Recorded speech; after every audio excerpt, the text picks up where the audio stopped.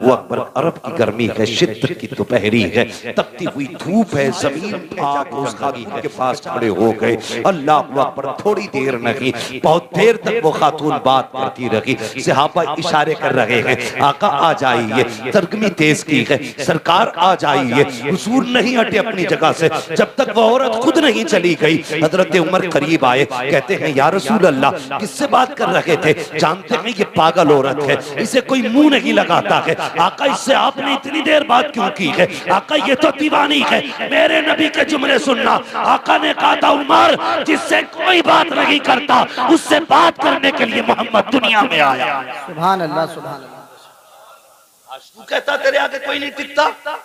मेरे हुजूर ने कहा था, जिसे कोई मुंह से नहीं लगाता उसे मुंह लगाने के लिए मैं आया।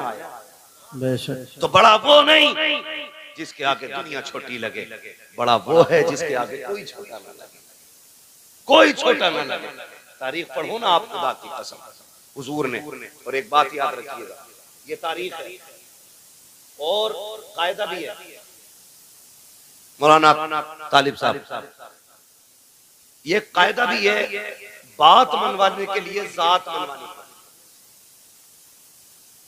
ठीक है जी, बात मनवाने के लिए जात मनवानी पड़ती है। बंदा खुद चोरी करे और कहे चोरी ना करो, तो लोग कहते हैं ये मुंह और मसूर की दाल।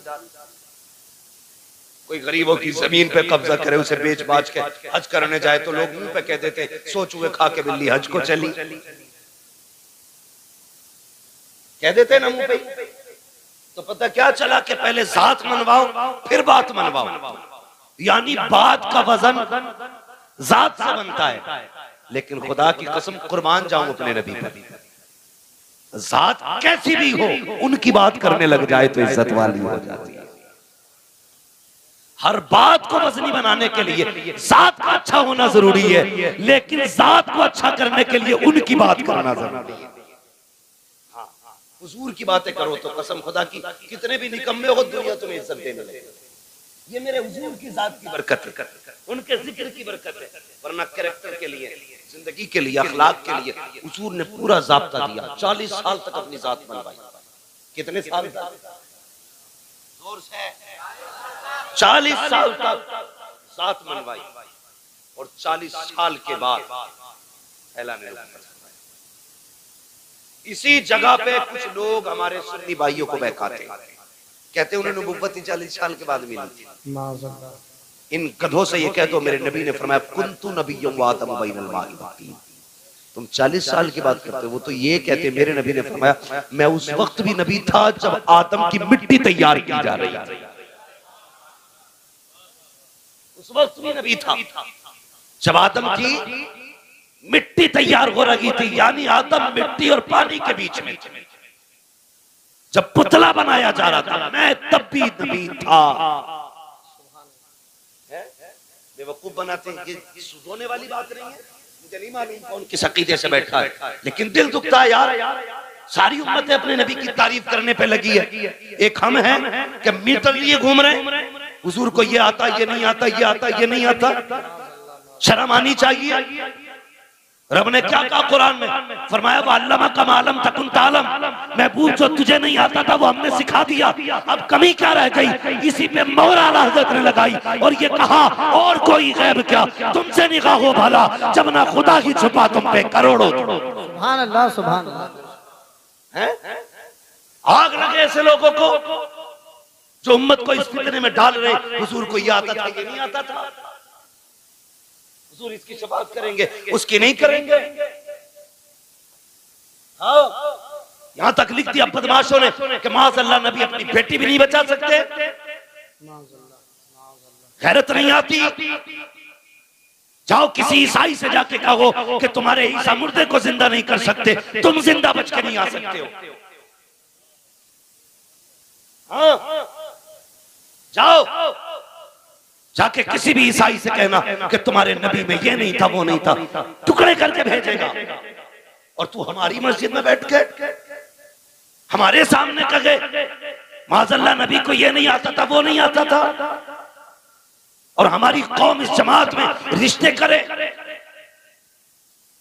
उनकी बेटियां ले, उनको बेटियां दे। गैरत आनी चाहिए।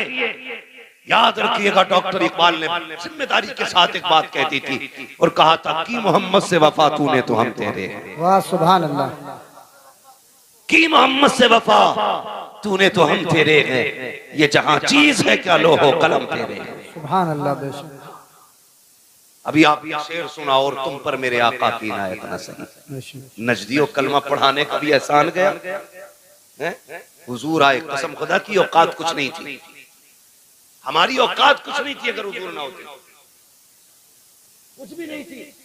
और सच पूछो उलमा से, जाओ किसी यहूदी की तारीख पढ़ो, ईसाई की तारीख पढ़ो, जिस उम्मत की चाहो तारीख पढ़ लो, अगर गुनाह कर देते थे या तो दरवाजे पर लिख दिया जाता था ये फला गुनाहगार का दरवाजा है, या माथे पे लिख दिया जाता था इसने ये गुनाह किया है। हुजूर आए, तुमने रातों में गुनाह किए लेकिन लिखा नहीं गया, तुमने रब को नाराज किया, तुम्हारी चौखट पे नहीं लिखा गया, तुमने रब की नाफरमानी की, तुम्हारे माथों पे न लिखा गया। जानते हो किस लिए? रब ने वादा किया है, मा कान अल्लाहु रसूला, महबूब मेरा वादा है जब तक तू इनके बीच रहेगा मैं इन्हें अज़ाब नहीं दूंगा। आज जो बच रहे हो ये तेरा करम नहीं है, ये मदीने वाले का कदम। वाह सुभान अल्लाह सुभान अल्लाह। बेशक ये हुजूर का सदका है। और हमारी कौम अंधी होती जा रही है। मैं सिर्फ इतना कहूंगा, जाओ पकड़ के लाओ किसी भी नज्द की बदमाश औलाद को, चैलेंज है मेरा, हुजूर से ज्यादा कोई रोया हो तुम्हारे लिए, हुजूर से ज्यादा कोई रोया हो तो, हुजूर से ज्यादा किसी ने आंसू बहाए हो तो मुझे बताया जाए। तारीख पढ़ डालिए। अल्लाह अकबर। हुजूर इबादत के लिए गार में जाते थे, बहुत गौर से सुनना, मैं हुजूर का किरदार बताने लगा। गार में जाते थे, पहली बार जिब्रील आए हुजूर के बाद, जब पहली वही नाजिल हुई ना, वो जिब्रील ने आके कहा था इक़रा, महबूब पढ़ो पढ़ो पढ़ो। हमने इस इक़रा के राज को नहीं समझा, बहुत गौर करना मेरी बात, इक़रा के राज को नहीं समझा। हुजूर उस जमीन पे आए थे जहां की जमीन भी पत्थर थी और दिल भी पत्थर के थे। तवज्जो है मौलाना इख्तियार साहब? हाँ, तारीख ले लिए, जिम्मेदारी पूरी नहीं हुई, तकरीर पूरी ना हो। इक़रा का मतलब समझिए, हुजूर जिस जमीन पे आए वो जमीन बोलो पत्थर की थी, लोगों के दिल भी कैसे पत्थर थे, बेटियों को जिंदा दफन करते थे। मेरी बेटियां मेरी बात सुने, बहुत गौर से सुने। आज एक फितना बड़ी तेजी से चल रहा है, इर्तिदाद का फितना। बेटियां धर्म छोड़ रही हैं और इश्क के तूफान में अंधी होकर के न जाने किस किस के गले पड़ जा रही है। फिर कुछ दिन के बाद रोडों पे पड़ी मिलती है, कभी बैग में मिल रही है, कभी कटिंग ट्रेन में मिल रही है, कहीं नालियों में मिल रही है, कहीं लाशें जला दी जाती हैं, कहीं मोमबत्ती में पैक कर दी जाती है। मेरी बेटी सुन तो सही, जब हुजूर नहीं आए थे तेरी औकात क्या थी? तुझे कत्ल करते टाइम बाप का हाथ नहीं कांपता था, माथे पे पसीना नहीं आता था। तुझे पैदा करने के बाद जिसके घर में पैदा होती थी वही दफन कर दिया जाता था।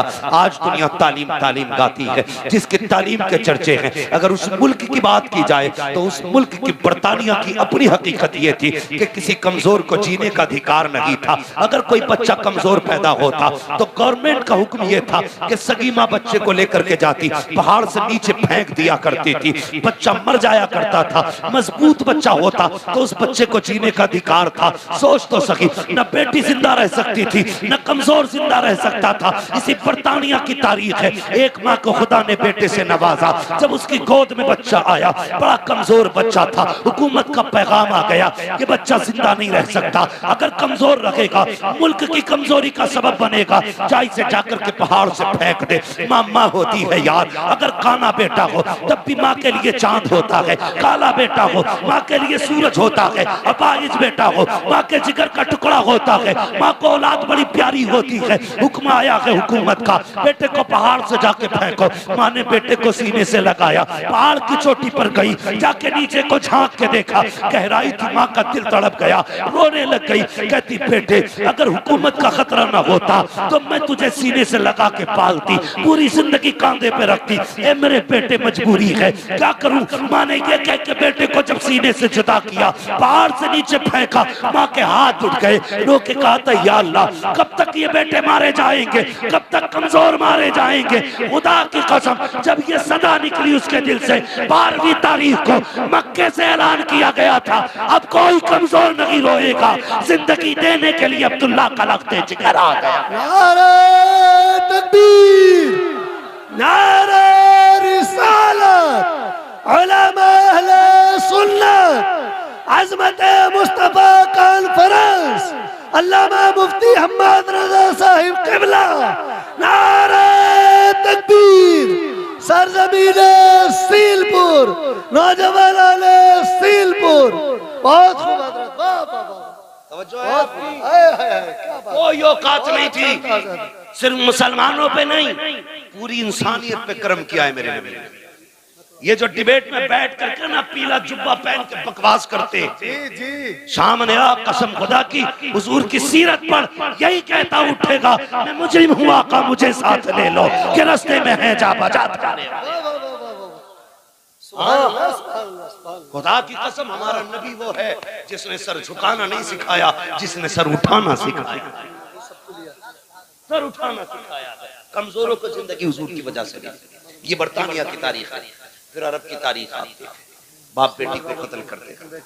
एक दिन ना हुजूर बैठे, बहुत गौर से सुनो, तवज्जो है सारे लोगों। अभी थके तो नहीं है पीछे वाले लोग, नहीं थके, अल्लाह सलामत रखे।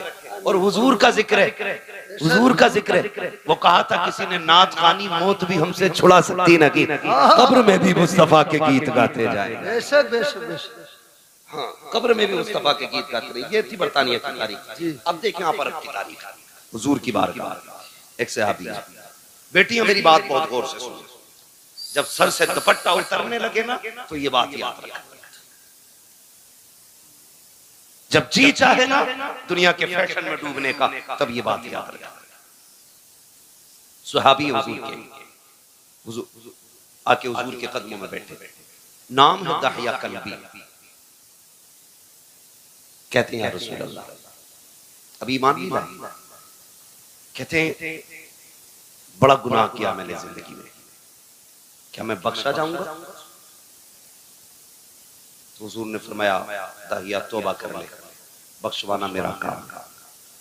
हजरत दाहिया कल्बी ने अपने कुफ्र से तौबा की और इस्लाम के दामन में आए। जैसी दामन में आए ना, फिर हिचकी भर के रोने लगे। बहुत गौर से बात सुनिए, हिचकी भर के रोने लगे। हुजूर ने फरमाया, दाहिया अब क्या हुआ? कहते हुजूर, गुनाह बहुत बड़ा है, लगता नहीं बख्शा जाऊंगा।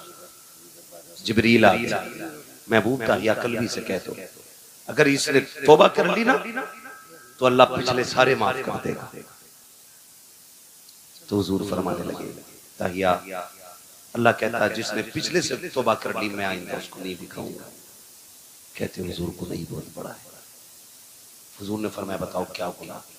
कहते हुजूर, मैंने ना अपने कबीले की 70 बच्चियों को जिंदा दरगोर किया था। कितनी? 70।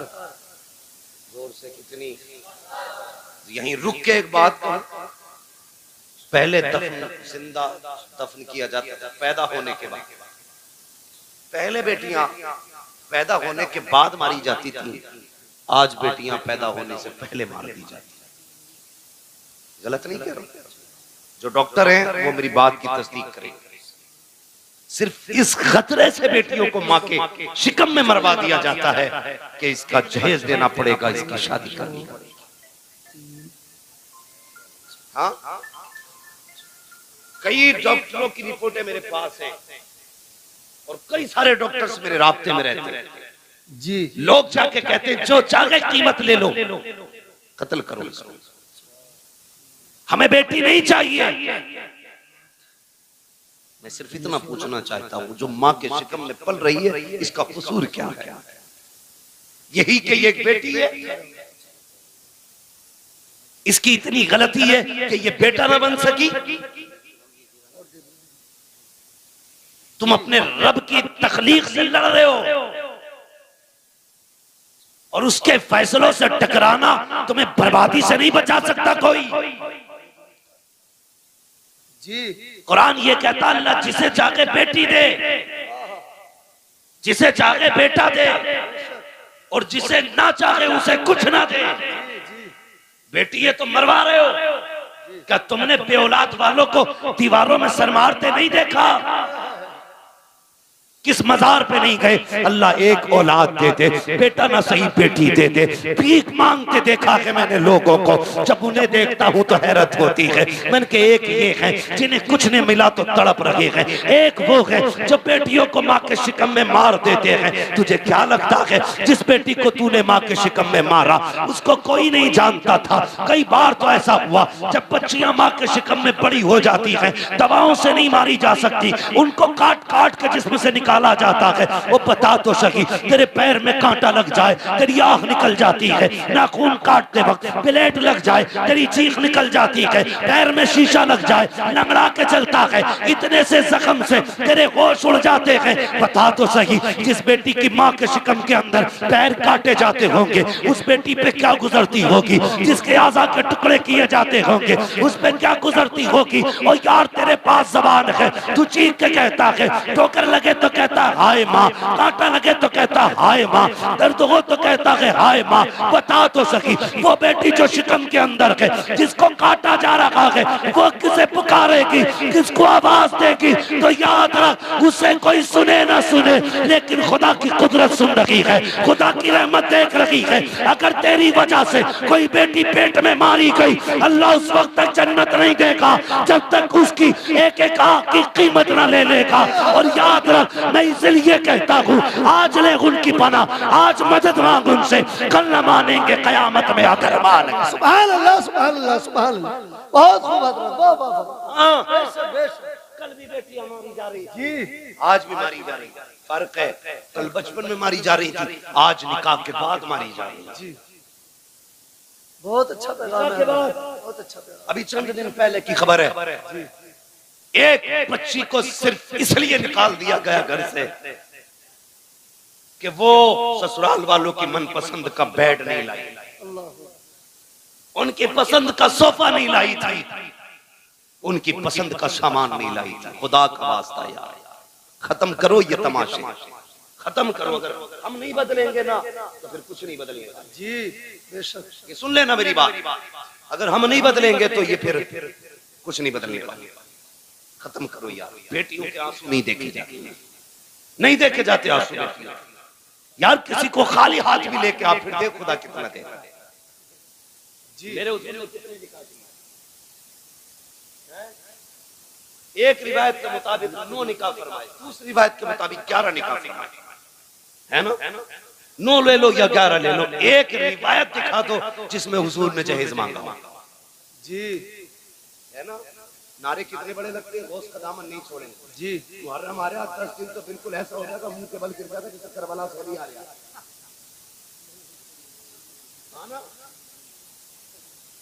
10 दिन, एक तो ये कह रहा ढोलक बजा रहा मस्जिद के आ गई, उस जगह पे नमाज का टाइम हो गया तो कह रहा फिर 10 दिन मस्जिद कहीं और ले जाओ, ये ढोलक यही बजेगी।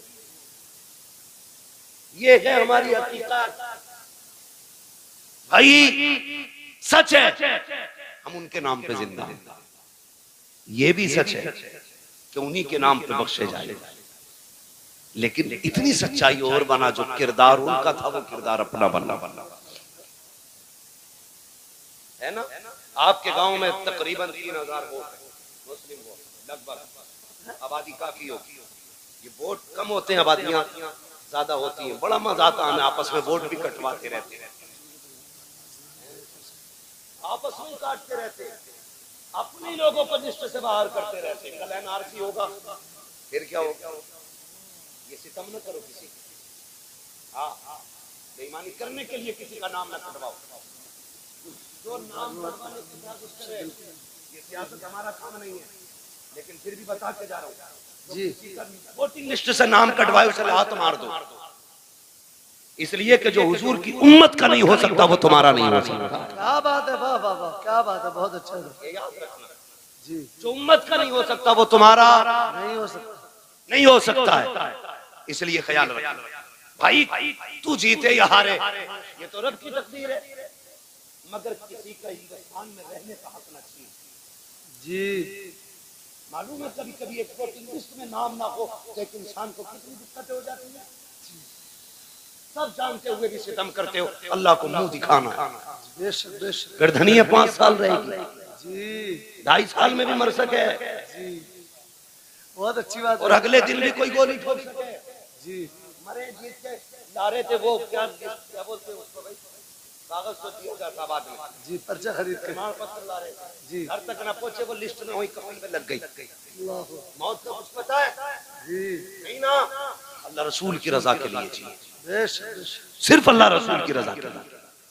भाई मैं जो बात अर्ज कर रहा था, तवज्जो करें मेरी बात। अल्लाह तौफीक देना तो किसी से डिमांड नहीं करना। बेशक बेशक। कई बेटियां मार दी और एक बच्ची का खुद फोन आया, उसने कहा मौलाना अल्लाह ने 2 बेटियां दे दी, 1 साल हो गया मेरे को और बुलाने। अल्लाह हू। कहती मेरे बाप ने मुश्किल से रुखसत किया था मुझे, मुश्किल से रुखसत किया था। वो कहती है लेकिन मैं 1 साल हो गया बाप के घर। कहती मेरा बाप मुझसे ये तो नहीं कह सकता निकल मेरे घर से, क्योंकि उसकी बेटी हूं, लेकिन मुझे ही पता मेरा बाप कितनी मुश्किल से गुजारेगा। मैंने कहा बात क्या? उसने कहा ताबीज कर दें आपके मेरा शोहर लेने आ जाए। मैंने कहा वजह क्या? उसने कहा खुदा ने 2 बेटियां दी। इस बात पे सास नाराज हो गई कि तेरे पेट में बेटियां बेटियां, बेटा क्यों नहीं है? इस बुनियाद पे मेरा शोहर मुझे बुलाने नहीं आया। ए मेरी बेटी, मेरी बहन, आज तू सास है, कल किसी की बेटी भी थी। अपना कल देख लिया कर, किसी की बेटी पे सितम न कर। आज तू किसी की बेटी पे सितम करेगी, कल तेरी बेटी को बचाने वाला कोई नहीं होगा। याद रखिएगा, हर बंदा चाहता है मेरी बेटी शहजादियों की तरह जिंदगी गुजारे, मेरी घर की बहू नौकरानी की तरह जिंदगी गुजारे। याद रखिएगा, अगर तुम चाहते हो कि तुम्हारी बेटी के नसीब अच्छे हो तो जिम्मेदारी तुम्हारी बनती है तुम दूसरे की बेटी को इज्जत दो, अल्लाह तुम्हारी बेटी को इज्जतों के ताज अता फरमा दे। बेशक बेशक। नहीं करते ये हम। या रसूल अल्लाह, या रसूल अल्लाह, जिंदाबाद जिंदाबाद। हजरत दाहिया कल भी है, आके बैठ गए, बात बढ़ जाएगी। वक्त बहुत तेजी से गुजरता जा रहा है। आके बैठ गए, या रसूल अल्लाह गुनाह बहुत किया, 70 बेटियां मारी। काफिर का दिल नहीं पसीजा, लेकिन 2 बार हुजूर हाथ कांप गए। मेरे हुजूर ने फरमाया कब? कहने लगा ये जो आखिरी बेटी मारी है ना, इससे पहले मैं अपनी 7वीं बेटी को ना कुएं में फेंकने गया। कहते मैंने जब कुएं में बेटी को फेंका ना, उसने उछाला लिया, बाहर आई। उसने कहा था मेरे अब्बा मैं डूब रही हूं। बस इतना सुनना था, हुजूर की हिचकी बंद गई। हुजूर फरमाते फिर क्या उस बेटी ने क्या कहा? हुजूर जब डूब के ऊपर उठी ना, उसने कहा अब्बा मुझे बचा ले, अब्बा मुझे बचा ले। हुजूर की नबूवत वाली आंखें बरस गई। कहती या रसूल अल्लाह, अभी इस गम से उभरा ना था कि परदेश जाने लगा, खुदा ने फिर बेटी दे दी। मुख्तसर बता रहा हूँ। कहते खुदा ने फिर बेटी दे दी, वो बीवी ने छुपा के 7 साल पाली।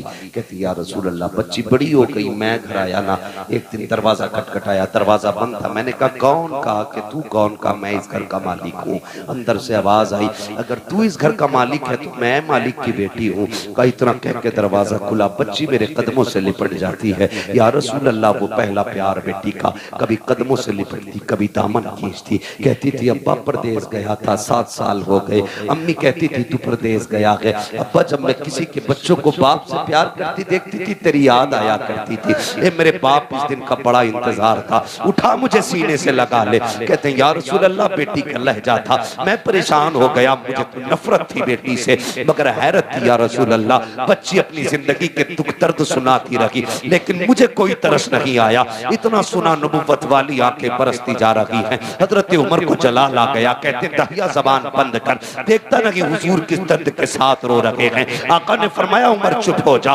दहिया बता फिर क्या किया उस बेटी के साथ? कहते या रसूल अल्लाह, मैंने बच्ची को धक्का दिया, अपने बिस्तर पे लेट गया। या रसूल अल्लाह, जब रात आई है मेरी बच्ची मेरे पैर दबाने बैठ जाती है, रात को चादर उड़ाती है, सुबह को या रसूल अल्लाह सवेरे आई, मेरे चेहरे से कपड़ा हटाया, मेरे माथे को बेटी ने चूमा है। कहती अब्बा उठ जा, सवेरा हो गया है। यार जो बेटी वाले हैं वो एहसास करेंगे, तुम परदेश से वापस आते हो, सब सो जाते हैं, बेटियां जागती रहती हैं, अगर तुम रात को आते हो, कहती अब्बा ठहर जा, गरम रोटी बना देती हूँ। अगर बेटी कितनी गरीब क्यों ना हो, बाप परदेश से आता है, बेटियां चूल्हे जला दिया करती हैं, मेरा बाप है ठंडा खाना नहीं खिलाना है, मेरा बाप है ठंडी रोटी नहीं खिलाना है। ये बेटियों के रिश्ते बाप से होते हैं। खुदा का वास्ता कभी बेटियों को हकीर न समझना, बेटियों को कमतर न समझना। जो कुर्बानियां बेटियां दे जाती हैं वो कभी बेटे नहीं दिया करते हैं। अल्लाह अकबर। दहिया कल्बी कहते हैं या रसूल अल्लाह, बेटी मेरे पैर दबाती है, इतना प्यार मुझसे करती थी, आका मेरे सीने में प्यार जागने लगा, इतना प्यार जागा कि मैं उससे मोहब्बत करने लग गया। अब आका कभी बेटी को कंधे पे बैठाता, कभी सीने से लगाता। एक दिन बेटी कहने लगी अब्बा मुझे कभी मेले लेके जा, कभी बाजार दिखा। कहते या रसूल अल्लाह, मेरी बेटी के इसरार थे। अल्लाह अकबर। कहते एक दिन मार्केट में था, बाजार में था, किसी ने कहा दहिया कहा जी, कहा ठहर तो सही, कितना बड़ा चालाक है तू, अपनी बेटी को बचा के हमारी बेटियां कत्ल करके कितने सुकून से जी रहा है। अल्लाह अकबर। कहते हैं जब हुजूर इतना ताना दिया ना, मैं बर्दाश्त न कर सका, घर आया, शाम का इंतजार करने लगा। जब रात आई ना, मेरी बेटी अपनी माँ के आंचल तले सोई थी, मैंने रात को उठ के आहिस्ता से आंचल उठाया, जैसी माँ की गोद से बेटी को हटाया, वो कुछ कहना चाहती थी, मैंने उसके मुंह पे हाथ रख दिया। या रसूल अल्लाह, मैंने उसे बोलने न दिया, इसी हालत में बस्ती के बाहर लाया।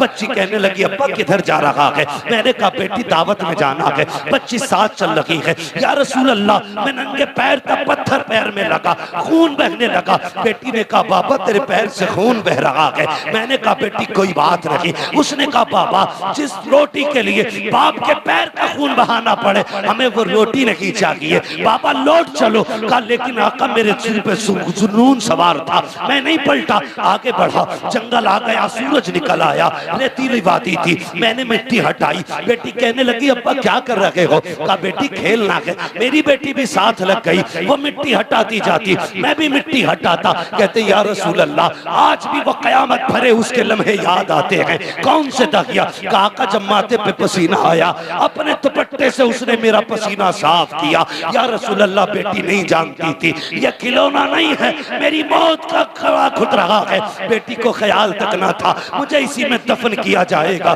या रसूल अल्लाह, गड्ढा खुद के तैयार हुआ, मैंने बच्ची को करीब बुलाया, बच्ची आके मेरे चेहरे को देखने लगी। अब आप क्या करेगा? कब मैंने बेटी को धक्का दिया, बेटी गड्ढे के अंदर गई। कहते बेटी मुझे देख के मुस्कुराती रही, वो सोच रही थी ये खेल रहा है, लेकिन या रसूल अल्लाह मैं खेल नहीं रहा था, मैंने मिट्टी डालना शुरू की। बेटी मुस्कुराती रही। या रसूल अल्लाह, मिट्टी पड़ते पड़ते सीने तक आ जाती है।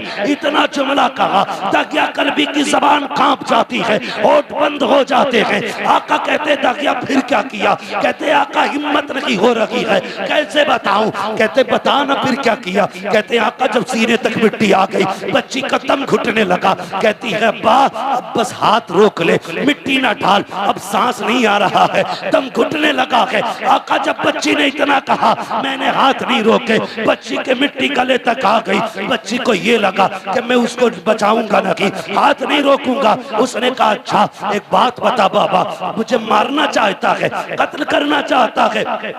बच्ची ने कहा था ए मेरे बाप, मुझे कोई शिकवा नहीं है, कोई शिकायत नहीं है, बस इतना बता दे अब्बा मुझे कत्ल क्यों करना चाहता है? क्या तुझे मेरी सूरत अच्छी नहीं लगी, या मेरी आदत अच्छी नहीं लगी, या तुझे लगता है मैं तुझ पे बोझ बन जाऊंगी? ए मेरे बाप, तुझे लगता है मैं खिलौने मांगूंगी? अगर तुझे ये लगता है मैं तेरे ऊपर बोझ बनूंगी तो मेरे बाप तेरी बेटी वादा करती है यहाँ से निकाल ले, मुझे मौत ना दे, मुझे निकाल के छोड़ दे, मैं किसी गरीब के छप्पर में गुजारा कर लूं। लूंगी, कभी तेरे सामने नहीं आऊंगी। ए मेरे बाप, अगर तुझे मेरी सूरत अच्छी नहीं लगी तो मेरे बाप मुझे निकाल दे, कभी तेरी नजरों के सामने नहीं आऊंगी। ए मेरे बाप, अगर तुझे लगता है मैं तुझसे रोटी का सवाल करूंगी, सारी जिंदगी फाके से काट दूंगी, लेकिन रोटी नहीं मांगूंगी। ए मेरे बाप, मुझे निकाल ले। जब कहते हैं मैंने नहीं रोका हाथ, उसने कहा था अब्बा, अगर कत्ल ही करना चाहता है तो बस इतना बता तेरी बेटी का कसूर क्या है, मेरी खता क्या है। कहते आका, उसने इतने जुमले कहे, मैंने मिट्टी डालना शुरू की, बच्ची ने हाथ उठा दिए, आसमान की तरफ निगाह गई थी, होठ हिलने लगे। मैं सोचने लगा ये क्या कह रही है, कहीं बददुआ तो नहीं कर रही है। कहते मैंने कान करीब किए तो वो कह रही थी, ए मेरे मालिक बता तो सही, हमने सुना कि कोई तेरा महबूब आएगा, वो आएगा तो बेटियों को जिंदगी मिलेगी। ए मेरे परवरदिगार, अगर बेटियों को जीने का अधिकार नहीं है तो जिंदगी क्यों दे रहा है, और अगर जिंदगी दे रहा है तो बता बचाने वाला कब आएगा। आका कहते हैं उसी बच्ची की सदा पर लब्बैक कहते हुए 12वीं तारीख को अब्दुल्ला के आंगन में जो ऐलान किया गया था वो कोई और नहीं था बल्कि मोहम्मद रसूलुल्लाह का ऐलान।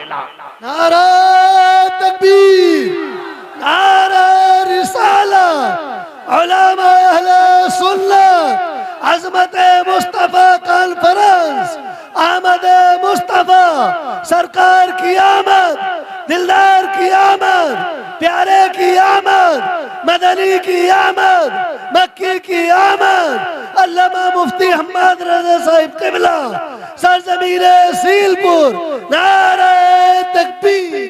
बहुत खूब, वाह वाह वाह वाह, फिर तारीख पढ़ी, बहुत अच्छे, बहुत अच्छे।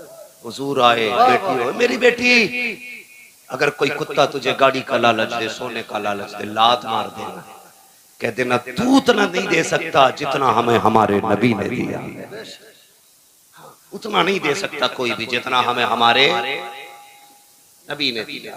फिर हुजूर ने 40 साल जिंदगी गुजारी, 25 साल की उम्र में मेरे नबी ने बेवा खदीजतुल कुबरा से निकाह किया, बेवा से निकाह किया, और 25 साल गुजारे बेवा के साथ। कितने साल, जोर से कितने, 25 साल एक बेवा के साथ गुजारे। और निकाह करके मेरे हुजूर ने बताया था, लोगों, बेवाएं चिता पे जलने के लिए नहीं होती हैं, बेवाओं को भी जीने का हक होता है। और ऐसा हक कसम खुदा की हजरत खदीजतुल कुबरा की आप साथ देखें, 25 साल हुजूर के साथ गुजारे, 40 साल में न जब ऐलान नबुव्वत किया और हुजूर कांपते हुए घर आए, कांपते हुए, तो हजरत खदीजतुल कुबरा ने कहा था क्या हुआ, आपने कहा ज़म्मिलूनी ज़म्मिलूनी, खदीजा जल्दी चादर ओढ़ाओ, मुझे डर लग रहा है। किस बात का डर? कहा मैंने आज वो देखा जो कभी नहीं देखा। तो हजरत खदीजा के जुमले क्या थे? हजरत खदीजा ने कहा था मेरे महबूब आपको कुछ नहीं हो सकता, आपको कुछ नहीं हो सकता, अल्लाह आपको ज़ाय नहीं करेगा, क्योंकि आप यतीमों का सहारा है, बेवाओं का आसरा। हुजूर आप जिनके घर में कुछ नहीं होता उनके घर आप वो चूल्हे चलाते हैं, आपको कुछ नहीं होगा। पता चला जो यतीमों के सहारे होते कभी उन्हें कुछ नहीं होता, जो गरीबों के सहारे होते हैं उन्हें कभी कुछ नहीं होता। कभी तुमने किसी यतीम के सर पे हाथ रखा, कभी किसी गरीब को चादर उड़ाई है? हम तो अगर इज्तिमाई निकाह भी करते तो पहले तमाशे बनाते जी, तमाशे बनाते। एक दिन अखबार देखा मैंने, कहीं यहाँ पे 300 जोड़ों के निकाह हुए, अखबार देखा, कसम से दूल्हे लाइन में बैठे थे, लेकिन दूल्हा कोई नहीं लग रहा था, सारे जनाजे लग रहे थे। सारे क्या लग रहे थे बोलो? जनाजे लग रहे थे। उसकी वजह बताऊं? जिंदगी में 2 मौके होते हैं,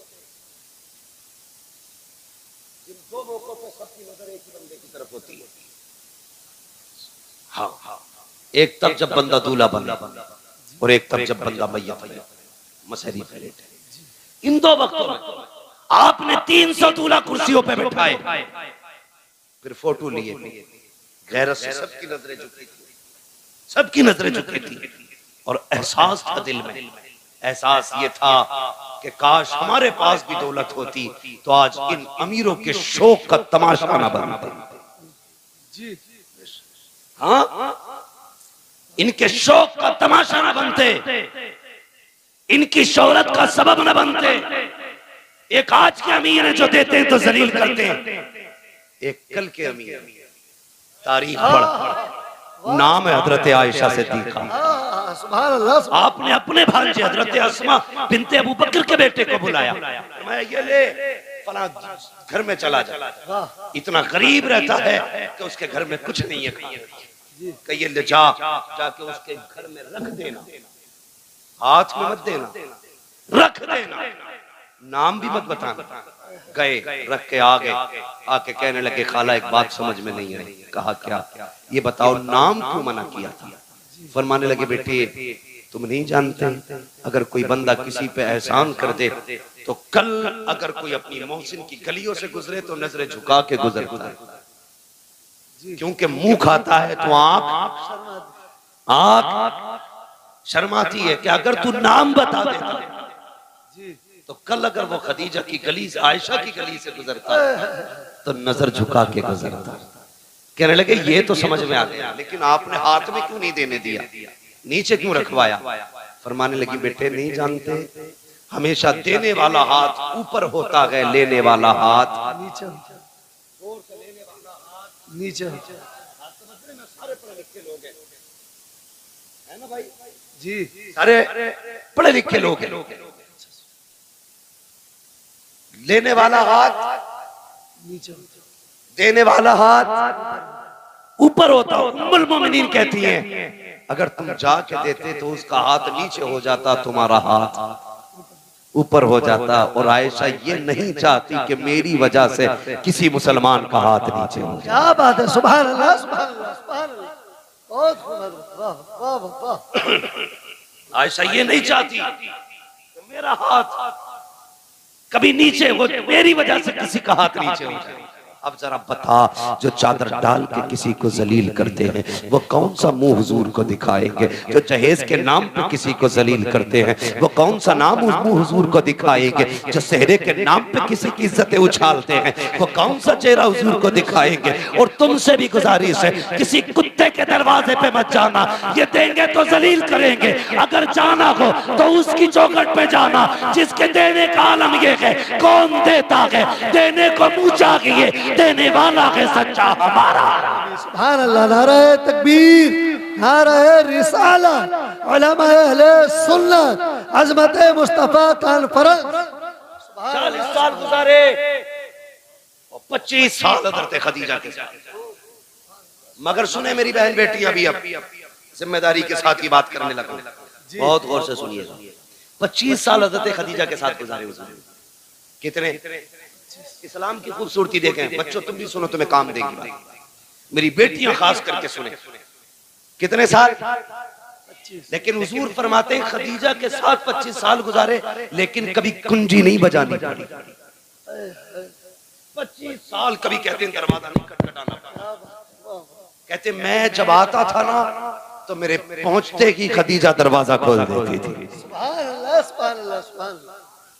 कहते मैं दोपहर में भी आया, शाम में भी आया, सुबह में भी आया, रात को भी आया, आधी रात को भी आया, 4 बजे 5 बजे। हुजूर कहते तबलीग के बाद कभी भी पलटा। कहते खदीजा को कभी आवाज ही नहीं देना पड़ी, यानी कि बताना चाहते जब तक आ नहीं जाता था मेरी खदीजा सोती नहीं थी। खदीजा सोती नहीं थी। और आज मसला क्या है? जी जी, सो गई हो, रोटी ना खाई हो, तो कहते उठ भाई रोटी दे दे, कहते हो किचन में रखी है। क्या बात है, क्या बात है। मैं कुछ बताना चाहता हूँ। जी जी जी, जाओ किचन में रखी है, लेके खा लो। गरम के टाइम से आते तो मिलती, जैसी रखी वैसी खा ले। जी, अब ये बेचारा बीवी थोड़ी लाया था, पहले ही बीवा लाया, क्योंकि बीवा जी जी, बीवी वो होती है जो कुरान और दीन वाली होती है। वाह वाह वाह। इसे पता ही नहीं शोहर क्या है। मसला एक और भी है भाई, क्यों उठे ये तुम ही बताओ, क्यों उठे 11 बजे तुम्हारे लिए? तुमने कोई इसे घर में ला के एहसान थोड़ी किया, इसके बाप ने 10 लाख में दामाद खरीदा था। बेशक बेशक। अब नहीं उठेगी वो। जी जी, उठेगा बेटे 3 बजे रोटी। 3 बजे बहुत अच्छा पैगाम है हजरत, बहुत अच्छा। उसके अब्बा ने दामाद नहीं गधा खरीदा कि जब जब गाड़ी अटकेगी यही खींचेगा। यही खींचेगा।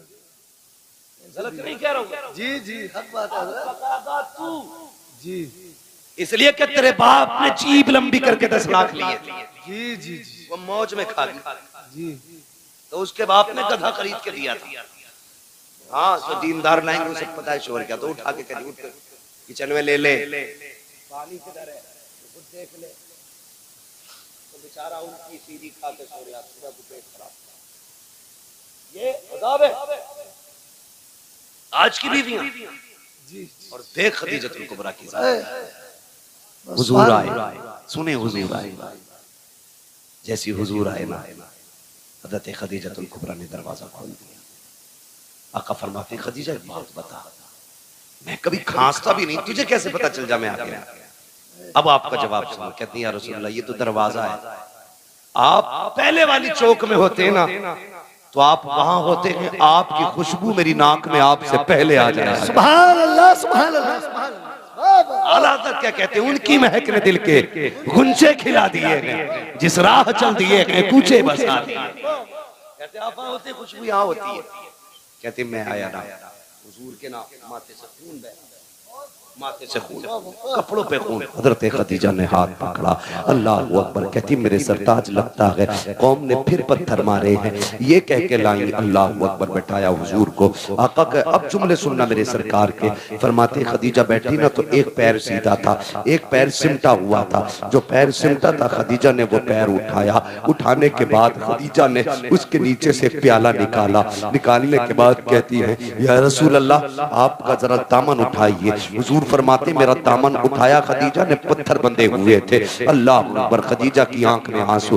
आपने प्याला लिया, उसमें चंद बोटियां रखी हुई थी। हुजूर फरमाते खदीजा ने मेरी तरफ कर दी। कहते मैंने हाथ पकड़ा, मैंने सबसे पहले बेटियों की तरफ देखा। मैंने कहा खदीजा बेटियां कहाँ हैं? कहा हुजूर ये सो रही हैं। कहते जब मैंने बेटियों की नजरों पे आंखों पे निगाह डाली, आंसुओं के निशान मौजूद थे। मैंने कहा लगता है खदीजा आज फिर बेटियां रोते हुए सो गई हैं, बताओ ना क्यों रोई है मेरी बेटियां? हजरत खदीजा कहती है या रसूल अल्लाह भूखी थी, खाना मांगते मांगते रोती हुई सो गई। अल्लाह अकबर। इतना सुनना था। आका करीम फरमाते हैं खदीजा अगर मेरी बेटियां भूख की वजह से रोते हुए सोई हैं तो फिर ये गोश्त मेरी बेटियों को क्यों नहीं खिलाया? हजरत खदीजा की आंख में आंसू आ गए। कहती या रसूल अल्लाह ए आका करीम आप भूख की वजह से इतने निढाल हैं, आपके पेट से पत्थर बंधे गए। ए आका अगर भूख की वजह से हमें कुछ हो गया तो सिर्फ हमारा नुकसान होगा, फातिमा को कुछ हुआ मेरा नुकसान हुआ। आका अगर आपको कुछ हो गया पूरी उम्मत का नुकसान हो जाएगा। या रसूल अल्लाह मेरे जैसी तो कितनी बेटी आ सकती है, लेकिन तेरे जैसा कयामत तक कोई बेटा नहीं आ सकता। बेशक बेशक सुभान अल्लाह। नारे तकबीर, नारे रिसालत, अज़मत मुस्तफा कॉन्फ्रेंस, आमद मुस्तफा मुफ्ती हम्माद रजा साहिब किबला, नारे तकबीर। ये बीवियां होती हैं, इन्हें कहते बीवियां कसम खुदा की। कहती हमें कुछ हो गया तो कुछ नहीं, आपको कुछ नहीं होना चाहिए। लेकिन आज की औरत कहती है खबरदार अगर मुझे कुछ हुआ मेरा अब्बा तुझे फांसी चढ़वा दे। और उसे बोलना भी चाहिए क्योंकि वो खुद एटम बम है। अब्बा ने चाबी उस दिन खींच ली थी इस बम की जिस दिन रुखसत हुई थी। वो चाबी खींच के फेंकने वाला गोला देखा ना, हमने तो पढ़ा और सुना है। तो खींच के फेंक देते जी, ठीक है ना। तो वही वाला गोला ही अब्बा चाबी खींच लेता। कब खींचता? कहता जा डरिए मत, मोबाइल ही है, कुछ बोल दे कोई, एक बार फोन करिए जी, चाबी लगी है लल्ला आगा 2 मिनट में किया 5 जी। ऐसे करके बेटी भेजी तो बहू थोड़ी है फिर बम आ रहा। हिम्मत है किसी की बोल जाए जी जी जी। खुदा के वास्ते बहुत अच्छा मैं हाथ जोड़ के आपसे करूं कभी भी बेटी को ये कहकर रुखसत मत करो जी कि हम हैं। आप उस पर जुल्म कर रहे हैं। बेटी को ऐसे रुखसत करना जैसे मेरे नबी ने रुखसत किया। क्या बात है, सुभान अल्लाह सुभान अल्लाह। अपनी फातिमा से कहा था फातिमा कल तक मेरी जिम्मेदारी थी, आज के बाद अली की जिम्मेदारी। क्या बात है, वाह वाह। मेरी फिक्र मत करना, अली की फिक्र करना। हाँ हर बात में अली की फर्माबरदारी करनी है, इसलिए कि अली सब कुछ है। अब तेरे लिए अली सब कुछ है। आप भी बेटियों से कह देना, बेटी तेरे लिए तेरा शौहर सब कुछ है, हम कुछ नहीं, हम कुछ नहीं है। हाँ, यही बेहतर है आपकी और आपकी बेटी के हक में। वरना क्या कर लेगा आपका बेटा? एक नहीं 10 बुलेटों पे बैठ के चला जाए, 3-4 थार ले जाए, 8-4 फॉर्च्यूनर ले जाए, क्या कर लेगा? जाके गोली तो मार देगा जाके। लेकिन अगर समाज ने 3 बार कह दिया तलाक, जी जी जी। और मेरी बेटी कभी माँ, कभी बाप, कभी भाई, कभी भाभी के कहने में आकर के अपने शौहर से मत बिगाड़ना। बेशक बेशक। तलाक के बाद कोई किसी का नहीं होता है, टुकड़ों को तरस जाएगी। जिन्होंने कहा था ना लात मार के आ जा, वही कल धक्के दे के निकालेंगे तुझे, तेरा गुजारा तेरे शौहर के दरवाजे से। और एक फैशन बहुत चल रहा है, फैशन गलती तुम्हारी लड़की करती है, आत्महत्या करती, फंसाते दिमाग, बिल्कुल ही डर नहीं लगता। अल्लाह के यहाँ कोई जवाब नहीं देना। यहाँ के फंदे से निकल जाओगे, वहां के फंदे से नहीं निकल सकते। बेशक बेशक। गलती तेरी बेटी की है तो ऐलान करके कि मेरी बेटी कसूरवार है, किसी के बेटे का कोई जुर्म नहीं। वरना याद रख, जब अल्लाह बदले लेता है ना तो कोई बचाने वाला नहीं। जी बेशक। अल्लाह जब बदला लेता कोई बचाने वाला नहीं, बचाने वाला नहीं होता ना। चैलेंज करता हूँ, खुदा की खुदाई कभी देखो, कभी अकेले में सोच यार, सितम करने से पहले सोच। ये शामियाना लगाए, बहुत ज्यादा कितना होगा? 40 बाई 40 होगा, लेकिन इसे रोकने के लिए कितने पिलर खड़े हैं ये देखो। इकबाल खान इंजीनियर हो, आपको पता होगा एक भी छत बिना सुतून के नहीं रुक सकती है जी। अल्लाह कहता है तो 10 बाई 10 की नहीं रोक सकता बिना पिलर के। मेरा आसमान देख, मैंने बिना पिलर के रोक रखा है। और एक नहीं कहता, हमने 7 ही बिना पिलर के रोक रखे। हाँ, बिना पिलर के रोक रखे हमने 7 आसमान। कभी उससे न टकराना, कभी उसकी जमीन पे उसकी मुखालफत न करना, वरना जमीन में घुसेड़ देगा। अगर बाकी रहना चाहते हो तो उसके नियमों को फॉलो करो, उसके कवानीन को फॉलो करो, उसके उसूल फॉलो करो। उसका एक कानून ये भी है, अल खल्कु अयालिल्लाह, सारी मखलूक अल्लाह का परिवार है, अल्लाह का खानदान है। मेरे परिवार को कोई कुछ कहे मैं बर्दाश्त, आपके बेटे को कुछ कहे आप बर्दाश्त नहीं, आपके भाई को, आपके परिवार को। जब हम एक कमजोर मखलूक कुछ नहीं कर सकते, बर्दाश्त नहीं कर सकते, वो खुदा होकर के अपने मखलूक पे सितम कैसे गवारा करता है? बेशक बेशक। तो अगर जुर्म तेरी बेटी का हो तो कभी दामाद को मत फंसाना, याद रखना, वरना अल्लाह इतना रुलाएगा कोई आंसू पोंछने वाला नसीब नहीं होगा। ये बड़ी तेजी से ड्रामा चल रहा है, जाओ जाके देखो। कई लोग कहते दुआ कर दो, बीवी ने फंसवा दिया, अल्लाह तौबा, बीवी नहीं फंसवा दिया, जो शरीक हयात थी, जो हम सफर थी, वही मुकदमा करे बैठी है। अगर बेटियां ऐसा करेंगी तो कोई भरोसा नहीं करेगा। इसलिए मेरी गुजारिश है, खुदा के वास्ते बेटियों को समझाइए, बेटियों को कनीज़े फातिमा बना के भेजिए, वो तेरे लिए भी जन्नत बनेगी, शोहर के लिए भी जन्नत। बेशक बेशक। और अगर नहीं समझाओगे तो वो तुम्हें भी जहन्नम में डाल देगी, ससुराल को भी जन्नत बना देगी।